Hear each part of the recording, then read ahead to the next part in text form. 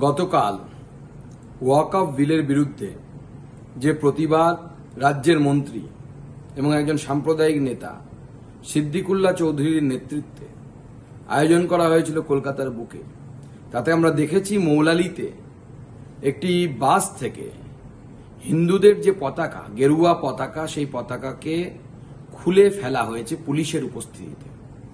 মমতা বন্দ্যোপাধ্যায় অত্যন্ত খুশি হয়েছেন এই জমায়েত দেখে। এই পতাকা খুলে ফেলা দেখেও হয়তো উনি খুব খুশি হয়ে থাকতে পারেন, কিন্তু এই পতাকা কোন রাজনৈতিক দলের পতাকা নয়।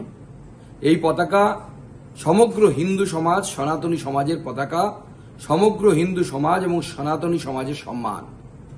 তাকে সিদ্দিকুল্লাহ চৌধুরী এবং তার বাদরের দল তারা খুলে ফেলে ভুলুণ্ঠিত করার চেষ্টা করেছেন।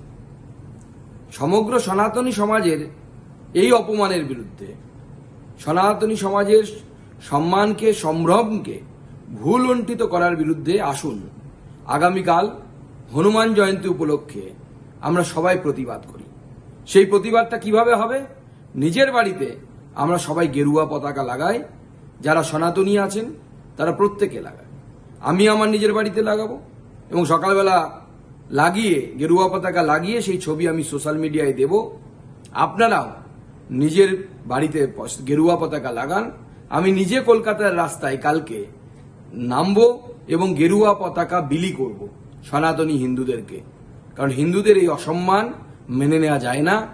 সমগ্র বাংলা ফুটছে, সবাই প্রতিবাদ জানান, নিজের বাড়িতে গেরুয়া ঝান্ডা লাগান।